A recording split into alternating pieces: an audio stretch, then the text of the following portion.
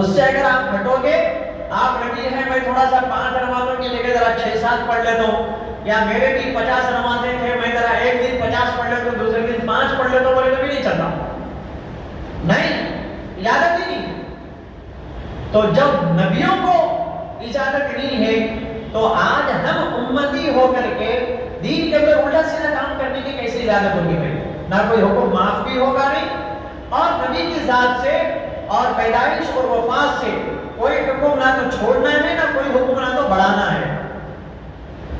تو میرے بھائیوں محترم دوستو، 12 ربیع الاول کی جو تاریخ ہے، جو یقینی طور پہ وفات کی تاریخ ہے، جو آپ صلی اللہ علیہ وسلم اس دنیا سے پردہ فرما گئے۔ اب کوئی پیدائش کے یہودیوں کو یہ بات کو، کیونکہ بھائی وہ لوگ کو دماغ سے کھیلتے اور ان کو معلوم ہے کہ مسلمانوں کی بڑی تعداد، کثیر تعداد اس وقت میں علم سے محروم ہے، معلومات کم ہے، اور اس کے اوپر ڈیپینڈ کرے ہوئے کوئی کسی عالم کو پکڑ لیا، کوئی کسی کو پکڑ لیا، کوئی کسی کو پکڑ لیا، کوئی کسی کو پکڑ لیا، بس جو ان کا بڑا کہتے ہیں وہی بات صحیح، اس کے اوپر سب سے لڑنے کو تیار ہے، لیکن ماننے کو تیار نہیں ہے۔ سیدھا سیدھا اللہ کا حکم کیا ہے، رسول اللہ صلی اللہ علیہ وسلم کا طریقہ کیا ہے، چاروں خلفاء راشدین کی اگر سیرت اٹھا کر پڑھ لو گے تو پھر ان کا عمل دیکھو، بات سمجھ میں آ جائے گی۔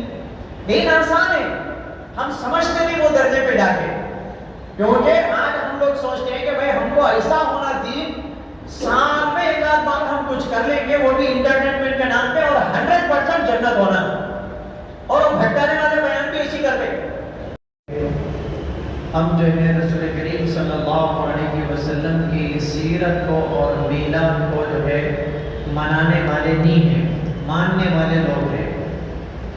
منانے کا جو کام ہے وہ غیروں کا ہے، کہ بھئی ان کے پاس میں کوئی ایک بڑا آدمی آ گیا تو اس کے پیدائش کے موقع پر خوشی منا لی، یا غم کے موقع پر، وفات کے موقع پر غم منا لیا، بات ختم، اب اس کی زندگی سے ان کو کوئی لینا دینا نہیں۔ اور اللہ رب العزت نے اس امت کو ایسا آزاد فرمایا کہ بھئی تم نبی کے پیدائش اور ان کی وفات میں نہ اتنے خوش ہو جاؤ کہ خوشی میں سب کچھ بھول جاؤ، نہ اتنے غمزدہ ہو جاؤ کہ غم کے اندر دین و شریعت کو بھول جاؤ۔ تو لہذا نہ خوشی کا دن رکھا، نہ غمی کا دن رکھا، بلکہ اصل جو کام رکھا وہ ہے نبی کے حیات کے دن، کہ جو دنوں کے اندر رسول اللہ صلی اللہ علیہ وسلم امت کو پیغام دیے، امت کو چاہیے کہ وہ چیز کو ماننا ہے، اسی کے اوپر عمل کرنا ہے، اور اللہ تبارک و تعالیٰ نے صاف فرما دیا اسی میں تمہاری کامیابی ہے۔ اگر تم بھی خالی کوئی پیدائش کا دن منا لیا یا کوئی وفات کا دن منا لیا تو اس پہ کوئی کامیابی نہیں ہے، یہ بات سمجھ لو۔ کہ بھئی ہم کوئی بھی کام کرتے ہیں مسلمان، بڑی اچھی بات ہے کہ اس وجہ سے ہم کام کرتے ہیں کہ چلو اس سے کچھ نیکی ہم کو مل جائے۔ میرے بھائیو محترم دوستو، ہم سب سے پہلی چیز اپنے مقصد کو پہچانتے ہیں کہ مقصد کیا ہے ہمارا دنیا کے اندر اچھے کام کرنے کا مقصد یہ ہے کہ آخرت میں ہم کو جنت ملے، وہاں کی کوئی تکلیف ہم کو نہ ہو۔ اب دنیا کے اندر بھی آدمی تکلیف میں ہے، پھر آخرت کے اندر بھی اگر آدمی تکلیف میں ہے تو کیا فائدہ اس سے زندگی کا؟ جو دنیا بھی مشقت میں گزری اور آخرت بھی مشقت میں گزری۔ تو اس وجہ سے پہلی چیز ہم یہ سوچ رہے ہیں کہ کوئی بھی کام کرنا ہے، گزشتہ جمعہ بھی میں نے یہ بات بتلائی تھی کہ میں کوئی بھی کام اگر کرنا ہے نیکی کا تو سب سے پہلے یہ دیکھو کہ اس کام کے اندر اللہ کا حکم کیا ہے اور نبی کا طریقہ کیا ہے۔ اگر آدمی دو ہی باتیں سمجھ گیا، اللہ کا حکم کیا ہے اور نبی کا یہ کام کے اوپر طریقہ کیا ہے، اور اس کے گواہ کون ہے؟ صحابہ کرام ہیں۔ صحابہ نے اس کے اوپر کیا عمل کیا؟ بس اب دین کے سوا ہمارے پاس اب کوئی راستہ نہیں ہے، اور اس کے اوپر جتنے لوگوں نے عمل کیا، یعنی جہاں پر رسول اللہ صلی اللہ علیہ وسلم نے کوئی بات کا حکم دیا اور صحابہ نے اس کے اوپر عمل کیا، وہ ان کو اچھا لگو یا برا لگو، لیکن عمل ہی جب انہوں نے کیا تو اللہ تبارک و تعالیٰ نے کیا دیا ان کو انعام دنیا کے اندر؟ کہ رضی اللہ عنہم ورضوا عنہ، اللہ ان سے دنیا کی زندگی پہ بھی راضی ہو گیا اور آخرت میں بھی ان سے راضی ہو گیا۔ انہوں نے نبی کے حکم کے سامنے، اللہ کے حکم کے سامنے اپنی سمجھ کو داخل نہیں کیا۔ صحابہ کی صفات جو تھی کہ پچھلے انبیاء علیہ السلام کے اندر جو نبی کے اوپر لوگ ایمان لاتے تھے، وہ نبی کے گزرنے کے بعد اپنی ہوشیاری سے، اپنی عقل مندی سے انہوں نے سب کچھ غلط سلط کر دیا. جیسے تورات بھی بدلی ہوئی ہے، انجیل بھی بدلی ہوئی ہے، زبور بھی بدلی ہوئی ہے. آج اصلی حالت میں اللہ کی آسمانی وہ 3 کتابیں محفوظ نہیں ہیں، کیونکہ ہوشیار اور دیر ہوشیار لوگوں نے اس کے اندر سب کچھ غلط ملت کر دیا. لہٰذا اب وہ کتاب ہمارے لیے عمل کی نہیں ہے. اللہ تبارک و تعالیٰ نے قرآن کریم کو قیامت تک باقی رکھا اور عمل کے لیے رکھا. اس میں کوئی چیز آپ لاکھ اونچ نیچ کر لو، کوئی مٹنے والا نہیں ہے. اب اللہ تبارک و تعالیٰ نے ایسی نہیں مٹنے والی کتاب کے اندر نہیں مٹنے والا حکم رکھ دیا. تم عمل نہیں کر کے خود گنہگار ہوں گے، تم نہیں مان کے زبردستی گناہ کے اندر پھنس سکتے ہو، لیکن اللہ کا جو حکم ہے بس خلاص، اس کو کوئی مٹا نہیں سکتا. پھر میں ہر بار کئی بار جو ہے یہ بات بولتے رہتا ہوں کہ اگر قیامت تک جھوٹے نبی بھی آتے رہیں گے، جھوٹے ولی بھی آتے رہیں گے، اور قیامت تک علماء سو بھی آتے رہیں گے. وہ لوگ جو پیسوں کے لیے دین کو بیچیں گے، یعنی ان کی منشا کیا ہوگی کہ بھئی عوام خوش ہو جائے، بس ان کا منشا عوام کو راضی کرنا. جب عوام خوش ہو جائے گی تو ان کی جیب بھر جائے گی، ان کا گزر بسر سکون سے ہو جائے گا، تھوڑی سی واہ واہ ہو جائے گی. لیکن آخرت مقصد میں نہیں ہوتی. ایسے لوگ قیامت تک آتے رہیں گے، اور دنیا کے اندر واحد ایک مسلمان ہی جو ہے اللہ تبارک و تعالیٰ نے ایسی جماعت رکھی ہے کہ جس کے اوپر ہر باطل محنت کرتا خراب کرنے کی. اب اس دور کے اندر ہمارے پاس میں کیا ہوا کہ بھئی ایک تو سیکھنے کے لیے وقت نہیں ہے، اور معلومات مکمل طریقے سے مسلمانوں کے پاس میں نہیں ہے، اور کسی کو سیکھنے کی اگر جستجو بھی ہے تو گوگل کے اوپر چلے جاتا، یوٹیوب کے اوپر چلے جاتا. اب اس کے اندر کتنے لوگ بیٹھے ہوئے ہیں؟ بہت کم لوگ، 100 میں سے 80 لوگ تو یہودی کے ایجنٹ ہیں، جو پوری کوشش کرتے ہیں کہ بھئی آپ کو دینی عنوان پر ایسا گمراہ کر دو اصل عمل سے مسلمان ختم ہو جائے. بس ان کا منشا اور مقصد یہی ہے. تو میرے بھائی محترم دوستو، اب ان کے پاس اب بھٹکانے کے راستے کیا ہے؟ کبھی نبی کی محبت کے اندر غلو کر دو، کبھی حضرت حسین کی محبت کے اندر اندھا کر دو. اس وقت میں ان کو اللہ کا حکم نظر نہیں آتا.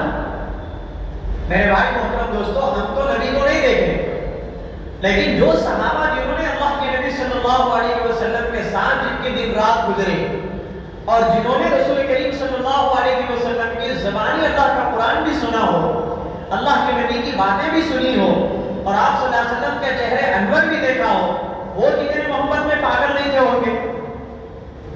ان سے زیادہ محبت کرنے والی جماعت تاریخ میں کبھی نہ پہلے پیدا ہوئی تھی، نہ قیامت تک کبھی پیدا ہوگی. یہ ہماری سب کرائے کی محبت ہے. میرے سے اگر پوچھو تو میں اتنا ہی بولتا ہوں، ہم محبت کی ایکٹنگ کرتے ہیں، عقل بھی نہیں ہے، نقل بھی نہیں ہے. سیدھی طریقے سے ایسے لوگ کرتے ہیں.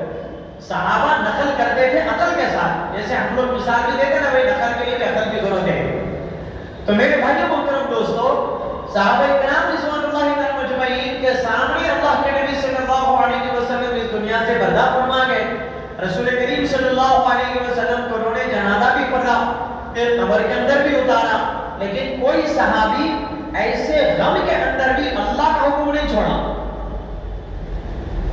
اور پھر مسلمانوں کو خوشی کے جو دن تھے، وہ دن جو مدینہ منورہ کے اندر رسول پاک صلی اللہ علیہ وسلم مکے سے ہجرت کر کے آئے، تو اتنی خوشی تھی مدینے والوں کی کہ اس سے زیادہ خوشی ہو ہی نہیں سکتی. اور واقعی میں ہونے بھی نہیں چاہیے کہ بھئی خود محمد رسول اللہ صلی اللہ علیہ وسلم جس کے طفیل میں اللہ نے ساری کائنات کو بنایا ہو، وہ اپنے وطن اصلی کو چھوڑ کر یہاں پر جب آ رہے ہوں تو کیا خوشی کا عالم نہیں ہوگا. بھئی آج اگر کسی کو خواب کے اندر بھی زیارت ہو جاتی تو آدمی کہاں سے کہاں پہنچ جاتا. وہ لوگ جب اللہ کے نبی کا جو ہے کھلے عام دیدار جب کر رہے ہیں تو پھر ان کا کیا عالم ہوگا. لیکن اتنی خوشی میں بھی کسی صحابی نے ایک بھی غیر شرعی کام انہوں نے نہیں کیا. خوشی بھی دائرہ اسلام کے اندر ہے، غم بھی دائرہ اسلام کے اندر ہے.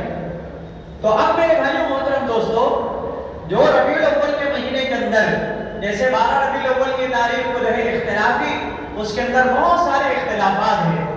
کچھ کہتے ہیں کہ 9 کو پیدائش ہوئی، کچھ کہتے ہیں کہ جو ہے نا 8 کو ہوئی، کچھ کہتے ہیں کہ جو ہے نا مختلف انداز میں ہوئی.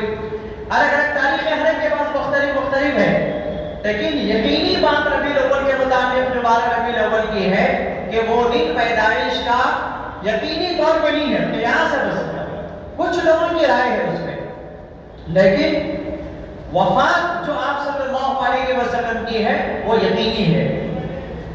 آپ کو اتنا اگر اس بات سمجھ میں نہیں آتی تو مینا کیلنڈر ہمارے پاس میں چھپتا ہے حیدرآباد میں، آپ اس کے اندر دیکھو ربیع الاول کے دن 12 تاریخ ربیع الاول کی، اس میں لکھا ہوا ہے 12 وفات۔ آپ ابھی بھی اردو کے کیلنڈر کے اندر دیکھیں گے، جنتری میں بھی اگر دیکھو 12 وفات ہی رہتا۔ وفات کی معنی پیدائش ہے کہ گزرنے کا ہے؟ اتنی تو بات مسلمانوں کو سمجھ میں آتی نا، کوئی ہارڈ جملہ تھوڑی ہے، نہیں سمجھنے آنے والی بات تھوڑی ہے، عام بات ہے، ہر کیلنڈر میں موجود ہے۔ اب یہ کچھ دنوں سے جو ہے نا یہ پیدائش کا دن بن گیا۔ اب اس میں ہو رہا کیا کہ بھئی ایک پیدائش اور ایک وفات، تو اب اس کو بعد علماء نے کہا کہ بھئی چلو پیدائش بھی مان لو، وفات تو انکار نہیں کر سکتے۔ دیکھو وفات کو اگر کوئی شخص انکار کرتا ہے نعوذ باللہ وہ سب سے پہلے سارے صحابہ کا منکر بنے گا، کیونکہ صدیق اکبر بھی گواہ ہے، چاروں خلفائے راشدین ہیں، حضرات حسنین ہیں، حضور پاک صلی اللہ علیہ وسلم کی 9 بیویاں، بھائی دیکھو مرد کی پوری ہر بات بیوی سے زیادہ ماں باپ بھی نہیں جاتے، اس کی ہر چیز آدمی اپنا ایک شریک حیات ہونے کی وجہ سے سب کچھ بول دیتا، تو وہ 9 بیویاں موجود ہیں جو 12 ربیع الاول کی وفات کی تاریخ کی گواہ ہیں۔ اب آپ اس کو انکار کرو گے، اب کچھ جو ہے لوگ اس جب شروع کر دیے کہ بھئی نہیں پیدائش نبی کی خوشی کے اندر پیدائش ہے، پیدائش کے اندر جو ہے خوشی منانا ہے، تو پھر وفات کہاں گئی؟ اللہ تبارک و تعالیٰ نے اسی لیے امت کو ایک بیلنس میں رکھا کہ بھئی دین اسلام شریعت پاگل پن کا کام بھی نہیں ہے اور پاگلوں کا بھی کام نہیں ہے۔ اسلام کے اندر پاگل الگ کیٹیگری کے اندر رکھ دیا ان لوگوں کو، تو اسلام کے اندر اسی لیے حدیث کے اندر کیا فرمائے، اتنی بڑی بات اللہ کے نبی صلی اللہ علیہ وسلم کہی، وہ بات آج ہم کو سمجھ میں نہیں آتی۔ کیا فرمایا آپ صلی اللہ علیہ وسلم نے؟ اتقوا فراست المؤمن ينظر بنور اللہ، کیا فرمایا کہ مومن کی نگاہ سے ڈرو کیونکہ وہ اللہ کے نور سے دیکھتا ہے۔ ایک ایمان والے کی آنکھ میں آنکھ ملا کے بات کرنا معمولی بات نہیں ہے۔ وہ ایمان جب صحابہ میں آیا، جب انہوں نے وہ ایمان کی قوت کو جب ان سے پیدا کی، وقت کے بڑے بڑے ظالم بادشاہ جو خالی سگنوں کے اندر حکومتوں کے تختے پلٹنے والے، جن کی فوجی قوت، مالی طاقت سب کچھ ہونے کے باوجود بھی صرف آنکھ سے آنکھ ملا کے گفتگو نہیں کر سکتے تھے۔ یہ عالم خوف کا تھا۔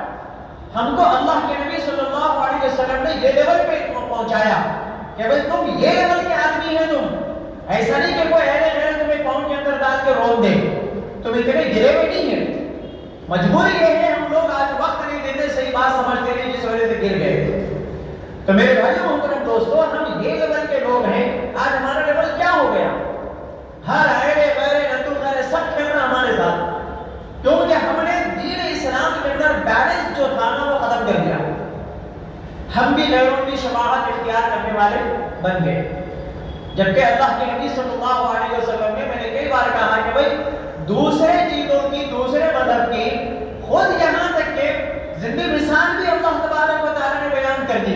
حضرت عیسیٰ علیہ السلام نبی ہیں، ان کو خود ایک کتاب ملی انجیل، اور وہ خود ایک اپنی شریعت لے کر کے آئے، وہ خود ایک قوم کی طرف نبی بن کر کے آئے، کتاب بھی ان کے اوپر دی گئی، نبوت بھی ان کے اوپر دی گئی۔ اس کے باوجود بھی جب یہ امت کے اندر آئیں گے تو عیسیٰ علیہ السلام کو اجازت نہیں ہے کہ ان کی کتاب پہ عمل کریں۔ اب وہ آئیں گے 5 ہی نماز پڑھیں گے، یہی 30 پاروں والے قرآن پڑھیں گے۔